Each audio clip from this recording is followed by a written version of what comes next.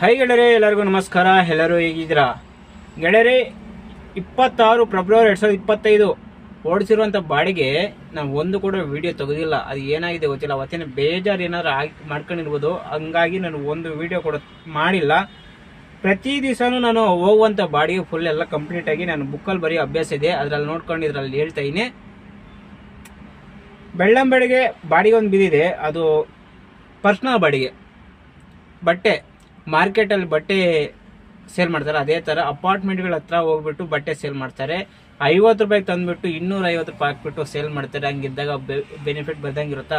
20% investment, 80% income.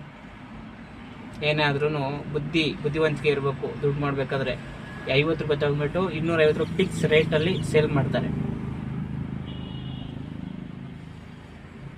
ಇದು ಬಂದ್ಬಿಟ್ಟು ದೊಡ್ಡ ಕಮ್ಮನಹಳ್ಳಿ, ಬೋಧಗೇರಿ ಕ್ರಾಸ್ ಹತ್ರ ಅನ್ಲೋಡ್ ಆಗಿದ್ದು. ಸೆಕೆಂಡ್ ಟ್ರಿಪ್ ಬಂದ್ಬಿಟ್ಟು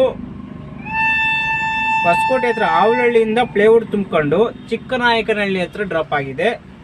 ಮೂರನೇ ಟ್ರಿಪ್ ಬಂದ್ಬಿಟ್ಟು ಹಳನಾಯಕನಹಳ್ಳಿ ಅಂತೆ, ಹಳೆನಾಯಕನಹಳ್ಳಿ ಅಲ್ಲಿ ಮನೆ ಸಾಮಾನು, ಮನೆ ಶಿಫ್ಟಿಂಗು ತುಂಬಿಕೊಂಡು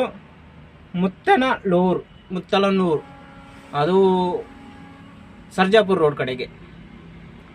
ನೆಕ್ಸ್ಟ್ ಬಂದ್ಬಿಟ್ಟು ಲಾಸ್ಟ್ ಬಾಡಿಗೆ ಬಂದ್ಬಿಟ್ಟು ಬಟ್ಟೆ ಬೆಳಗ್ಗೆ ಬಂದು ಹಾಕೊಂಡು ಹೋಗಿದ್ದಲ್ಲ ಬೂದಗೆರೆ ಕ್ರಾಸ್ಗೆ, ಅದೇ ಮೆಟೀರಿಯಲ್ಲು ರಿಟರ್ನ್ ಮತ್ತೆ ಗೋಡನ್ಗೆ ತಲುಪಿಸಬೇಕಾಗಿರೋದು. ಬೂದಗೆರೆ ಕ್ರಾಸಿಂದ ದೊಡ್ಡ ಕಮ್ಮನಹಳ್ಳಿಗೆ ಗೋಡನ್ಗೆ ಸಾಗಿಸ್ತಾ ಇತ್ತು.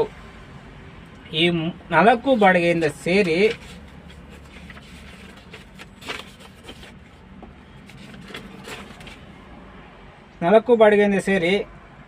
$5,905 ರೂಪಾಯಿ ಆಗಿದೆ.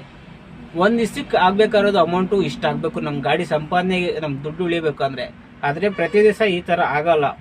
200, 300 ಒಂದೊಂದ್ಸರಿ ಆಗುತ್ತೆ. ಇಲ್ಲಾಂದ್ರೆ 2,000 ಆಗುತ್ತೆ, 3,000 ಆಗುತ್ತೆ. ಮಿನಿಮಮ್ ಏನಿಲ್ಲ ಅಂದರೂ ನಮ್ಮ ಗಾಡಿಗೆ ಸಂಪಾದನೆ ಉಳಿತಾಯ ಆಗಬೇಕಾದ್ರೆ 5,000 ರೂಪಾಯಿ ಆಗಬೇಕು. ಇವತ್ತು ಅದಾಗಿದೆ.